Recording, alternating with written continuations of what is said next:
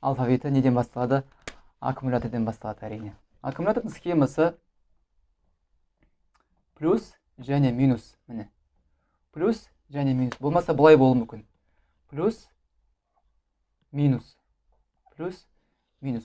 Аккумулятордың схемасы кез келген машина аккумулятормен жұмыс істегендіктен тоқ көзі осы аккумулятордан шығады. Аккумуляторда тек қана плюс және минус болды, басқа ештеңе жоқ. Кез келген машинаның бүкіл системасының барлығы фар, сигнал, барлықтардың тоқтары осы аккумулятордан шығады. Енді машинаның элементтері туралы айтып өтейік схемасымен бірге. Мынау бізде тұрған лампочка. Лампочканың схемасы, нагреватель. Нагреватель дегеніміз машинаның артқы лобовойында қыздыратын бар, ол қазір алдыңғы лобовойда да бар, ондай қыздыратын. Осы нагреватель дейді. Мынау жалпы схемасын көрсетіп жатырмын. Мынау моторчик, кез келген вентилятор, стеклоподъемник, печканың вентиляторы. Схемасы моторчик осындай болады. А мынау катушка. Катушка бұл свеченің үстіне тұратын катушка емес, релейнің ішіндегі катушка, магнитный поле создавать етеді. Енді қарайық, осының барлықтарын біз не дейміз? Нагрузка деп айтамыз. Осының барлықтары нагрузка. Бұлай қазақша айтқан кезде машинаның тоғын тұтынатын нәрсе. Яғни кез келген лампочкаға плюс пен минус беретін болсақ, біздің тоғымызды алып неге айналдырды? Жарыққа айналдырды. Болмаса нагреватель неге айналдырды? Жылуға айналдырды. Моторчик тоғымызды неге айналдырды? Қозғалысқа айналдырды деген сияқты. Ал катушка магнитке айналдырды, магнитный полеға айналдырды деген сияқты. Осының барлықтарын біз нагрузка деп айтамыз. Нагрузка қай уақытта жұмыс істейді? Нагрузка плюс пен минус берген уақытта жұмыс істейді. Тек қана бір аккумулятордан аламыз. Плюс пен минус береміз, мысалы, мынаған плюс бердік, мынаған минус бердік, біздің лампочкамыз не істейді? Жанады. Болмаса мынаған плюс береміз, минус береміз, біздің жаңағы лобовойда қыздыратын жұмыс істей бастайды. Болмаса плюс бердік, минус бердік, моторчигіміз айналды. Болмаса плюс пен минус бердік, біздің релеміз қосылды. Кез келген нагрузка қай уақытта жұмыс істейді? Кез келген нагрузка плюс пен минус берген уақытта жұмыс істейді. Енді қарапайым схеманы алып көрейік. Бізде мынау тұрған, жаңа айтып тұрған лампочкамыз.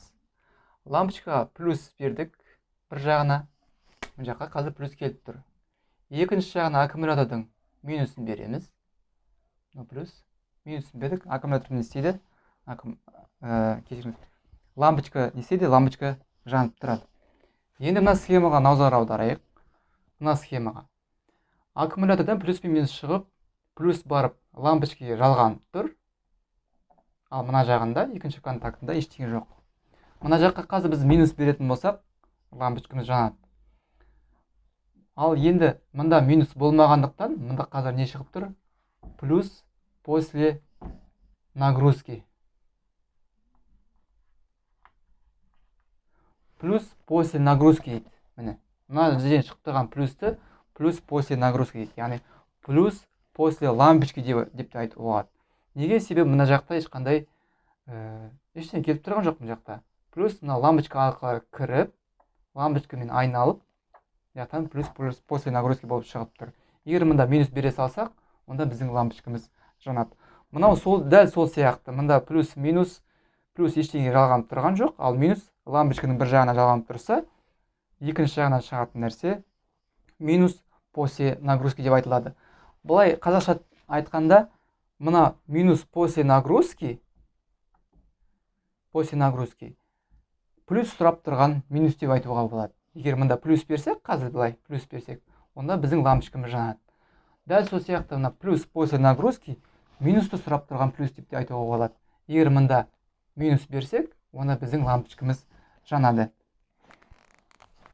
Енді полярность туралы айтып өтейік. Полярность дегеніміз не?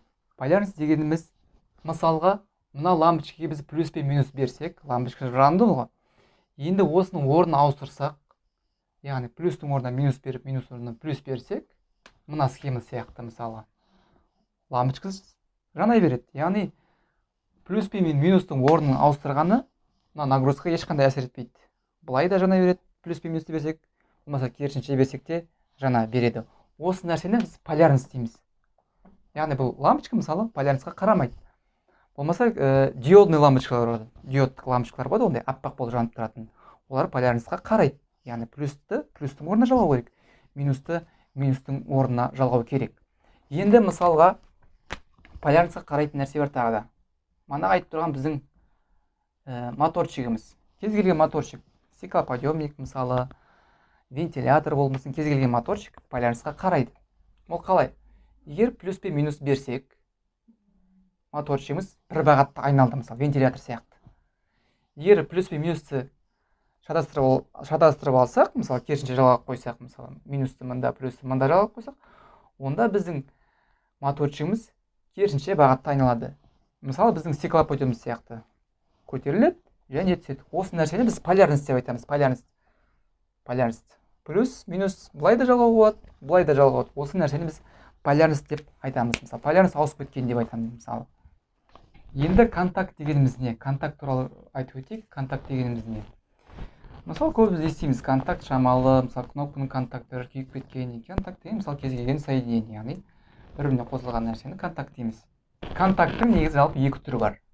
Подвижный және неподвижный, яғни қозғалатын контакт және қозғалмайтын контакт. Сол контакт туралы жаңа схемасын жазып өтейік біз. Бұл сабақты қазір не үшін айтып жатырмын, соңында түсінетін боламыз. Мынау бізде мысалы екі контакт бір-біріне қосылады қазір. Мынау 30-87. Бұл схеманы алып қарайық. Мына екі контакт 30 және 87 деп белгілеп қойдым. Неге 30, неге 87? 30 деген контакт бізде подвижный контакт, яғни қозғалатын контакт. 87 деген контакт ол қозғалмайтын контакт. Егер біз мысалы мына кнопка деп елестетейік, кнопканы басқан уақытта, кнопканың үстіне бастым, 30-ның үстіне, мынау подвижный қозғалатын. Кнопка мындағы мысалы 87-ге қосылады да, екі контакт бір-біріне қосылады. Мынандай контакттың түрлері бар. Мысалы 30 және 87А деген. Бұл контакттың мына контакттың айырмашылығы неде? Бұл контактымыз мана бізде мысалға бұлай тұратын болатын да. Подвижный контакт, қозғалатын контакт және қозғалмайтын контакт, екі контакт. Бұл контакт қазір екеуі қосылып тұрған жоқ. Егер біз басқан уақытта бір-бірінен қосылғаннан кейін бар контакт болады, яғни бір-біріне қосылады. Ал енді 30 пен 87-ның айырмашылығы неде? Бұл контакттер қосылып тұр. Яғни біз баспай-ақ қосылып тұр. Ал егер біз бұны басатын болсақ, бұл контакт не істейді? Ажыратылады, керісінше ажыратылады. Дәл мынау сияқты, бірақ керісінше.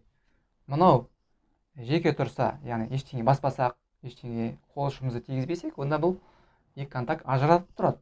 Ал мынау керісінше біз баспасақ, бұл қосылып тұрады. Егер біз мына контактты бассақ, 30 пен 87 не істейді? Қосылады. Ал егер мына контактты біз бассақ, онда 30 пен 87 не істейді? Ажыратылады. Түсінікті ғой, Енді осы контактыны схемада сызып көрсетсек, қалай болатынын сонда түсінікті болады. Мысалы бізде плюс пен минус аккумулятордан шықты да, бізде мынандай бір кнопка қоямыз. Мына жерге бір лампочка қояйық мысалы. Мынау лампочканың схемасы. Міне. Мына жерге мысалы кнопка болсын. Кнопканы былай қойып қоямыз. Мысалы осындай схемамен қояйық. Мысалы кнопка. Мынау бізде кнопка. Плюс аккумулятордан шықты, кнопкаға келді. Мынау біздің контактымыз. Мына айтылған қозғалатын контакт. Мына жақта минус шығып, аккумулятор шығып, лампочкаға бізде минус келіп тұр. Мына жердегі контактта бізде қазір не бар? Мына айтылған минус после нагрузки тұр. Енді біз осы кнопканы бассақ, біздің қозғалатын контакт қозғалды да, біздің лампочкамыз не істейді? Лампочкамыз жанады. Енді келесі схема жаңа айтып тұрған.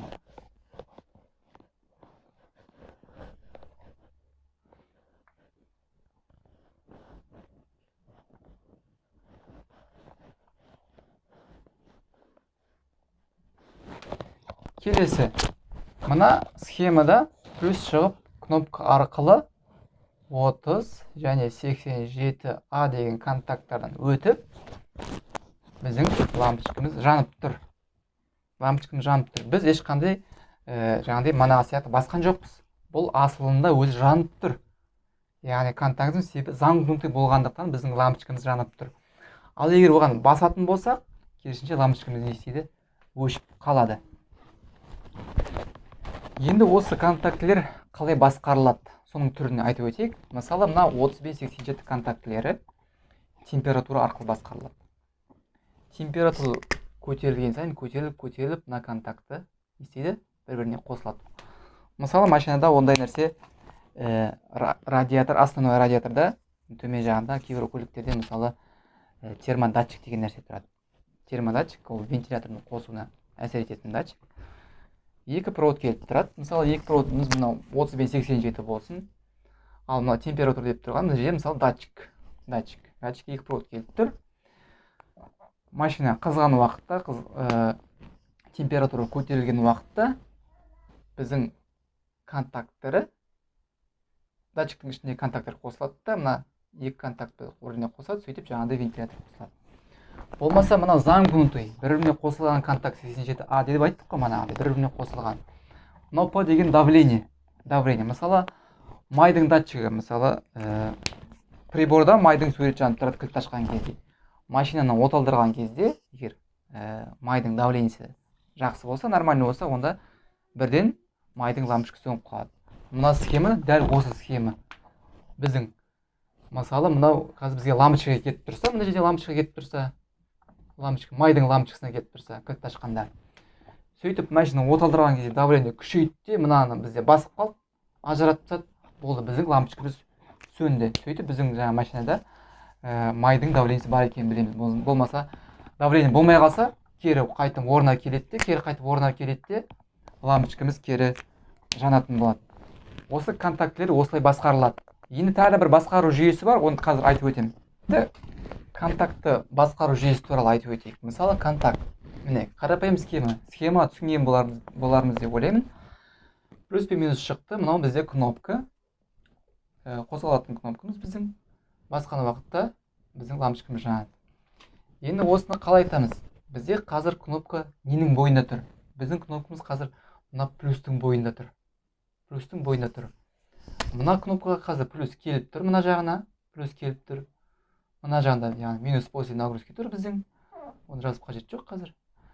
Енді біз кнопканы басқан уақытта біздің кнопкамыз лампочкамызға плюс келді, лампочкамыз жанды, мана айтып өткен. Бұл нәрсені біз управление плюсым деп айтамыз. Яғни плюспен біз басқарып отырық кнопканы. Плюс арқылы біз кнопканы, яғни лампочканы басқарып отырық. Кнопка арқылы әрине. Плюс жібердік, лампочкамыз жанды. Плюс алып тастадық, лампочкамыз кері өшіп қалды. Сол сияқты мынау схема плюс мына жақта постоянно келіп тұр. Постоянно деген тұрақты келіп тұр. Бұл өзгермейді, постоянно тұр. Ал минусымыз біздің кнопка арқылы жалғанып тұр. Кнопка. Демек, кнопканы бастық, минус жібердік. Кнопканы ажыраттық, минусты алып тастадық, лампочка өшіп қалды. Ал мынаны біз қалай айтамыз? Минус арқылы басқару, яғни управление минусым деп айтады. Управление минусым, яғни минус арқылы. Мында біз лампочканы плюс арқылы басқаратын болсақ, ал мында біз минус арқылы басқаратын боламыз.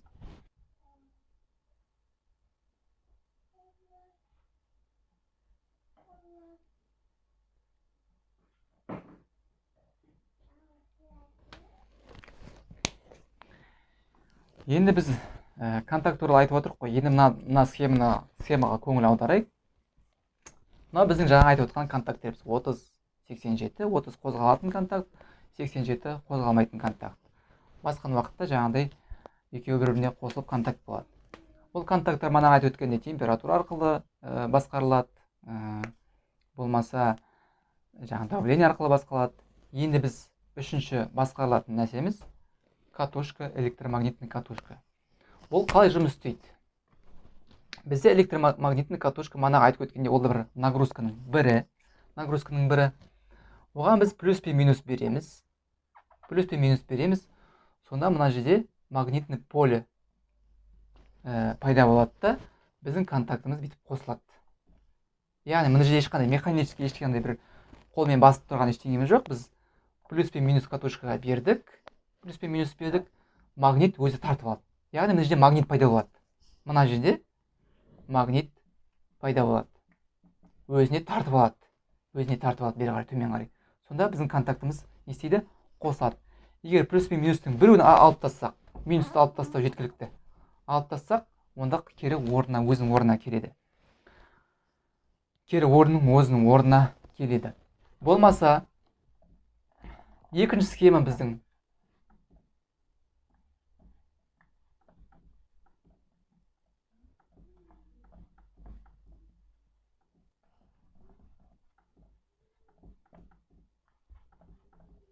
енді манағы біздің екінші схеманы алып көрейік. Екінші контактымыз, бұл контактымыз біздің мана айтқан замкнутый, яғни бір-біріне қосып тұрған контакт. Ешқандай кнопканы баспай-ақ, екеуі бір-біріне қосып тұрған контакт. Дегенде осыған магнитный поле, яғни катушканы жалғасақ, оған плюс пен минусты берсек, мына айтып отқан плюс пен минус полярность разница жоқ. Плюс минусты былай да беруге болады, былай да беруге болады. Магнит поле бәрібір шығады. Онда біз мына контактымыз не істейді? Керісінше ажыратылады. Мына бірінші схемада біздің контактымыз қосылатын болса, катушка қосылған кезде, ал мына схемада бізде не істейді? Керісінше ажыратылады. Яғни размыкается, бір-бірінен ажыратылады. Осы управлениені біз қалай айтамыз? Управление через катушку дейді. Енді осының барлығын біз не деп айтамыз?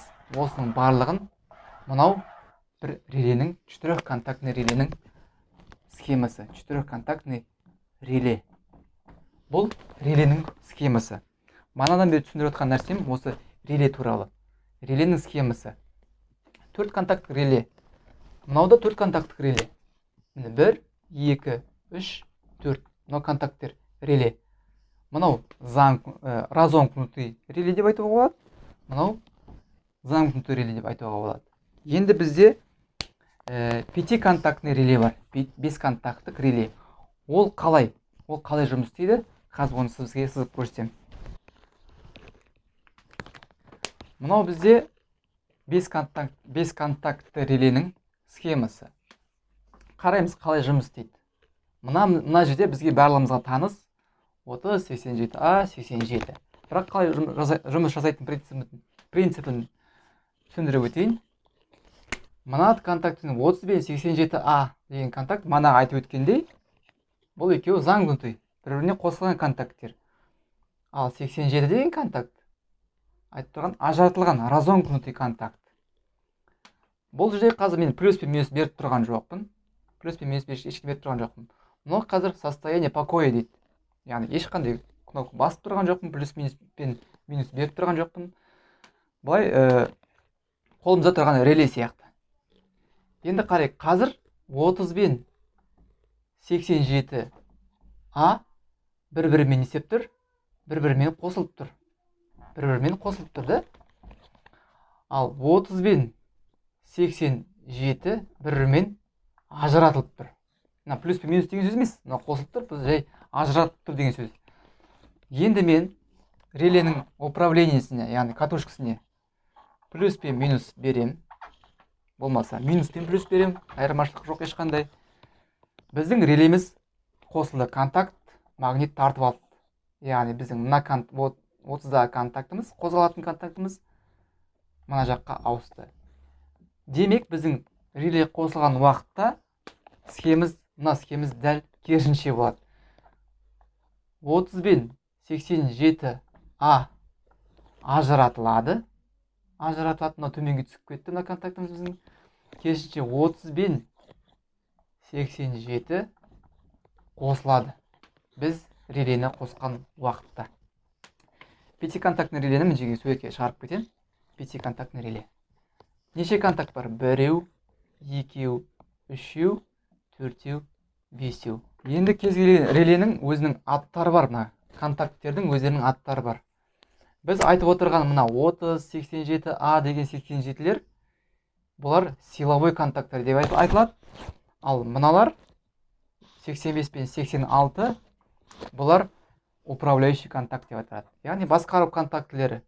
Біз релемізді не арқылы басқарамыз? Осы контактілер управление, яғни басқару контактілері деп айтылады. Басқару контактілері. Бұл біз мына контактілерді, үлкен контактілерді мына контактілер арқылы не істейміз? Басқарамыз. Яғни плюс пен минус бердік, бұлар қосылды. Плюс пен минус алып тастадық, бұлар керісінше өзінің орнына келді. Сондықтан бұл контактілерді 85 пен 86 управление дейді. Управление, яғни басқару контактілері. Ал 30, 87, 87А бұлар силовые. Силовой контактілері деп айтылады. Силовой дегеніміз, оны алдыңғы уақытта мен келесі сабақта да түсіндіретін боламын. Сонымен қолымда менің 4 контакты реле. Мынау реле дейміз. Айтып отырғандай біздің 30 және 87 екі контактымыз. 30 деген подвижный, яғни қозғалатын контакт, 87 қозғалмайтын контакт. Мына жерде 87А деп тұр, ол бізде жоқ. Себебі біздің қолымызда 4 контакт реле. Енді екі жанындағы 86 мен 85, ол біздегі жаңа катушка дейміз, управление, басқару контактілері. Біз осы екі контактіге плюс пен минус берген жағдайда, болмаса керісінше плюс пен минус берген жағдайда, айырмашылық жоқ, қалай берсек те, магнитті поле создавать етіледі. Магнитті поле создавать етіліп, 30-ды 87-ге қосады. Қазір енді тексеріп көрейік. Менің қолымда қазір плюс пен минус. Мына қазір ұстап тұрған плюс. 85-ке жалғайым. 86-ға қазір минус жалғайым. Тыңдап көреміз. Міне, қосылды. 30 бен 87 қазір бізде қосылды. Енді керісінше жалғап көрейін қазір. Минусты 85-ке жалғайын. Плюсті 86-ға жалғайын. Демек, бұлайда істей береді, яғни полярностьқа қарамайды. Енді бұны 30 бен 87-нің қосылғаны қалай тексерем? Мен қолымдағы құрал контролька, яғни диодный контролька дейді.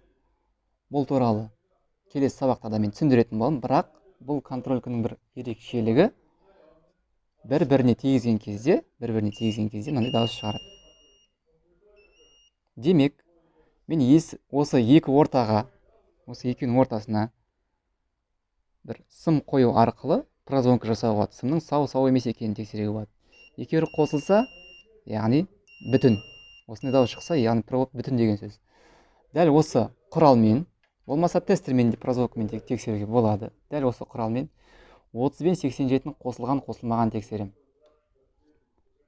Контрольканың бір жағын 87-ге қысырып қойдым, екінші жағын 30-да ұстап тұрмын. Енді управлениеға мен қазір питание беремін.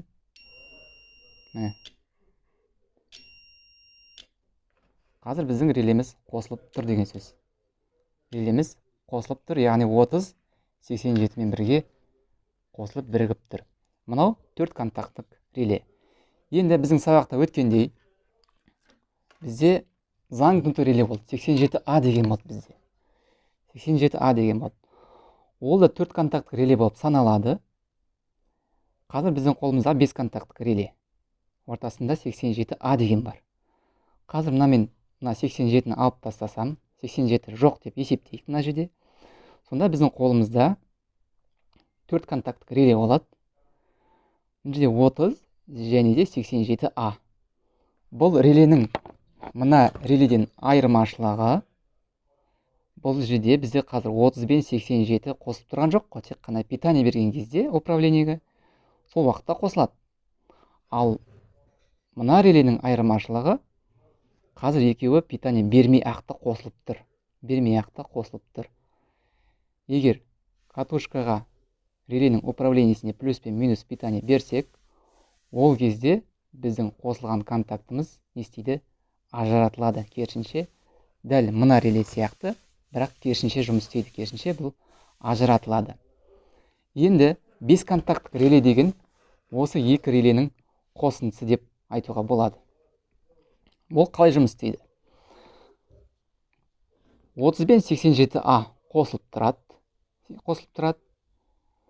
Ал егер питание берген жағдайда, плюс-минус берген жағдайда 30 бен 87 қосылып тұрады. 30 бен 87 қосылады.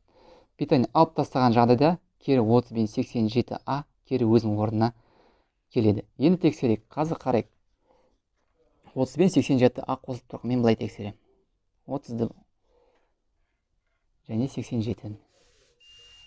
Қазір екеуі қосылып тұр. Бірақ 30 бен 87 өзі қосылып тұрған жоқ. Енді дәл осылай мен управление катушкаларына питание беремін. Сол кезде біздің 30 бен 87 қосатын болады. 30 бен 87 қосылды. Бірақ 30 бен 87А ажырап қалды. Керісінше 30 бен 87 қосылып тұр. Енді мен қазір питаниенің біреуін алып тастасам, плюсті да болмаса минусты екеуінің біреуін алып тастасам, қайтадан 30 бен 87А өзінің орнына келді. Енді бұл не үшін қолданады дейтін болсақ, бұл релелері әр реленің өзінің қолданатын жерлері бар. Оны алдыңғы сабақтарда айтатын боламын.